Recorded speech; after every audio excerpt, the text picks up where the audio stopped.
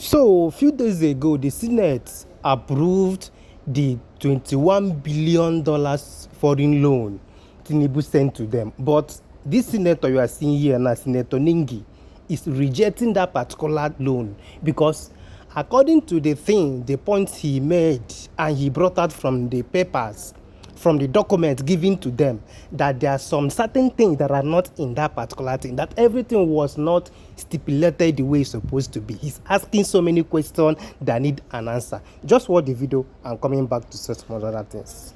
Mr. President, I listened to the committee presentation and I listened to Senator Olamilekon, the chairman of appropriation.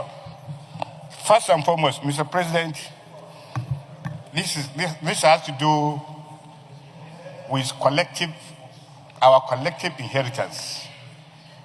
This is a loan that my generation and generation yet unborn will be saddled to payment or to paying. Yes, this is a proposed payment plan, borrowing plan, but in this document, there is no indication of how these loans will be paid. That is one. Secondly, if you look at the committee's report, on page 3, number 1, that the loan shall specify the purpose of which the borrowing is intended, which shall only be a long-term capital expenditure and human capital development. Going further on page 8, Mr. President, you will now take number 5 under the table. Most NGOs are unable to implement their capital projects effectively due to long delays in funding disbursement. The loans will go a long way to addressing this challenge. Inclusion of this project in the National External Borrowing Plan will enable financial closure and timely implementation. This is not specified. Which MDS and how much does each one cost? Open page 9. Number 8. Part of the loans will be used to fund priority projects such as railways, security, agriculture, power plants, housing, and digital connectivity to boost production. Mr. President, this needs specification. How much goes to in each? And therefore, go to page 10. Leader, you have 1 minute remaining. Go to page 10, Mr. President, with all due respect. The committee further notes that 12 states of Abia, Bauchi, Borno, Gombe, Kaduna, Katsina, Lagos, Niger, Oyo, Sokoto, Yobe, and Zapara will benefit. These states will benefit how much? What is the demarcation? Finally, sir. Finally, Mr. President, take a look at our Constitution.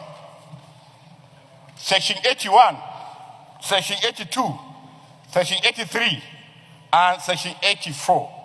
Mr. President, if you allow me another 1 minute, I will read these provisions. What am I saying? I understand the work put in by the committee, but I don't think the committee has done a job good enough for the presentation of this chamber. We all represent constituencies. We need to go home and say, this is how these monies, when borrowed, will impact in either security, what amount in agriculture. When it comes to states, let's know how much goes into this state. But here, Mr. President, most of the provisions... With all due respect, former leader, your time is off. You've been spoken for that 3-4 minutes. Thank you very much. Thank you. It's okay, Mr. President. So, according to what Senator Ningi is saying in this video, and which is very important, that the government want to borrow money, which is, it will shock you that this particular loan has been approved, though. It has been approved, but the demand is just not comfortable with what is in the document, that there's no plan of repayment of this particular loan. They did not make a way of paying back this loan. That's number one thing. And they did not stipulate how this money will be used. Which MDAs, how much are they going to get? Where would the money be going to? If at all it's going to the state, how much will all these states get? How much they go get? Now the question where this man they ask. Why should the thing is that we know that there's no government. It will be hard to see a government that is running now without going to borrow money. Even last time I checked, I even saw that even US they owe China. You get the point. But the thing is that if you guys are borrow money and use it for the benefit of Nigerians. Yes, nah. If you borrow money, let Nigerians see what they use the money do. But the gospel truth is that since then they borrow money, not only this administration, no, I'm not talking about this administration only, even the past administrations them, they have been borrowing money, and we Nigerians are not seeing where they are investing those money to. In fact, this administration itself removed subsidy, and they are still borrowing money. The money for subsidy, where they put those money to? The ones who they borrow, where they put? I think by now, the way our country they borrow money, I think by now Nigeria is supposed to have been a better country for everybody. But we are not seeing the effect of the money that they borrow.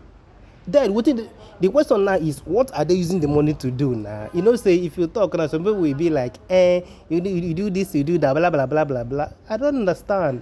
I know that they must borrow. Then why not borrow and use it for the interest of everyone, so that when we see what is happening, we now know that yes, the government is borrowing money, and this is what they're using it to do, and this is how we are going to pay the money back. You get the point? I remember myself. The Eichmann, peace and love, don't play. We move regardless, but I don't really know where we are moving to.